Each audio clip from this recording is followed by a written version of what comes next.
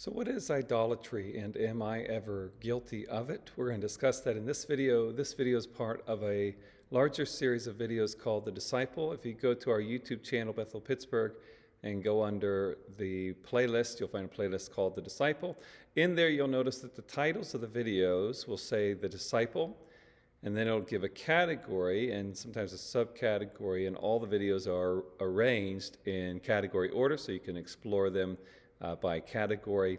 This is under the category of character. What kind of character does God expect of me? And we're walking through three passages. We've highlighted aspects from Romans 13. Now we're working through Galatians 5 that gives us the acts of the flesh and the fruit of the Spirit. One of the acts of the flesh that we're not to be doing is idolatry. So what is idolatry? Now, first, idolatry, the reason why it's a problem is it is replacing God as the source of anything, life, provisions, hope, those kind of things, replacing God. And there are different false gods. In the biblical times, it was gods like Baal and Moloch and those type of gods.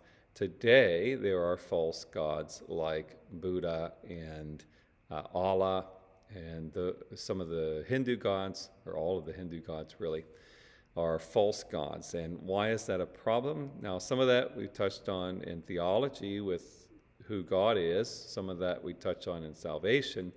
And so this kind of spans a little bit of territory, but the reason is because we are recognizing something else as a replacement for God. Only God is the creator. Only God is the true provider. All provisions come through him, even if they're indirect in coming to us.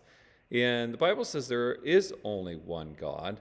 So then why does the Bible also say that there are many gods? And the explanation to that is in 1 Corinthians 8, verses 4 to 6 reads this way: we know that an idol has no real existence. So we're saying an idol or a false god isn't actually real. There's not actually a being that is a god behind that. Then he continues and says, and that there is no God but one. For although there are many so-called gods, so it includes that so-called there, in heaven and on earth, as indeed there are many gods and many lords, yet for us there is one God. So what is he saying there? A lot of what other gods are, or idols, are that they're not a real thing, in the sense that they're not actually a God being. There might be a physical thing like a statue that's representative. There may even be concepts and ideas that are manifesting, but those aren't actually a God. Sometimes they're material possessions and so forth, but those aren't actually a God. Now, where it becomes even more dangerous is often what is actually hiding behind that false God that is a statue, that false God that is a concept of God that isn't true or correct, is this. 1 Corinthians 10, 19 to 20 says this: what do I imply then? That food offered to idols is anything, or that an idol is anything? Again, going to that idea that it's not actually a real thing, except, no, I imply that what pagans sacrifice they offer to demons and not to God. I do not want you to be a participant with demons. So what's often behind that statue of an idol is a demonic being. What is often behind a false concept of who God is a demonic being. So there is actually a thing. There is actually a spirit being that's on the other side. It's not God, but it is a demon, or even Satan is behind that. And so what am I interacting with then that is that God? And Jesus says this when speaking about money in Matthew 6:24. He says, no one can serve two masters, for either he will hate the one and love the other, or he will be devoted to the one and despise the other. You cannot serve God and money.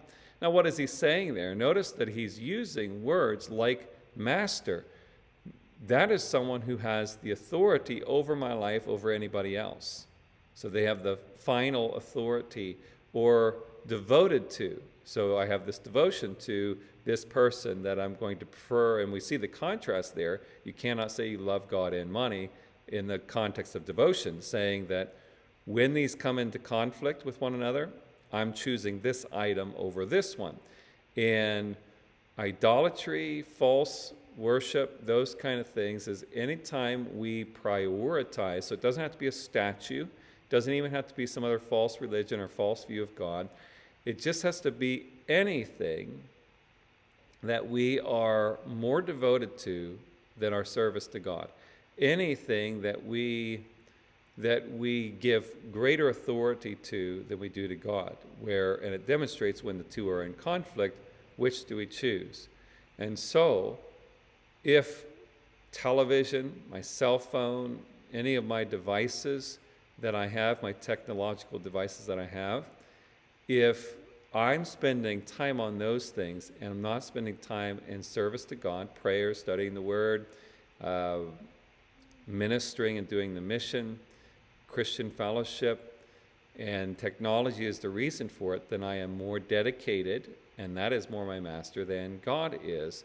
If I'm willing to do things that are not good or godly, if I'm willing to sacrifice my character to continue watching whatever show or listening to whatever I'm listening to or viewing whatever I'm viewing, then I am making that more my master than God is, and that means that I'm practicing idolatry. I think we are practicing idolatry more often than we realize, and so I need to be watching myself to ask, what am I actually devoted to, obedient to, what's my highest priority, and what am I trusting? And so I can go to work and work a job to earn an income, and that doesn't mean I'm practicing idolatry, unless I am completely trusting on that unless I have this job, I'm not going to be provided for, versus I have this job, this is the means that God is using to give me provisions, but I know that it's God who's providing for me. All of those things put me at risk of committing idolatry. And so I need to learn that no matter what I have at my disposal, I will not bow to another God. I will not bow to even a false concept of God. I will not give allegiance to anything that is not God. I will, maybe I'll have some commitments to things in the sense of, I'm being responsible, I'm showing up and doing the duties that this job requires. But if this job asks me to trust it as my Lord and as my God and as my provider, well, then I can't give it that kind of allegiance. If this job is asking me to do things that are not godly, that are not biblical, well, I'm going to have to sacrifice the job because I have total allegiance to the Lord. And this is what we work out when it comes to what idolatry is.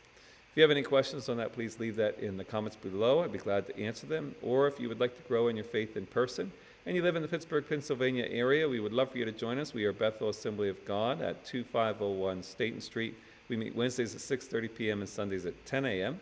Or if you can't join us in person, you can join us live. We stream our Sunday services live on our YouTube channel, Bethel Pittsburgh, again live Sundays at 10 a.m. We hope to see you at either place, but may God richly bless you.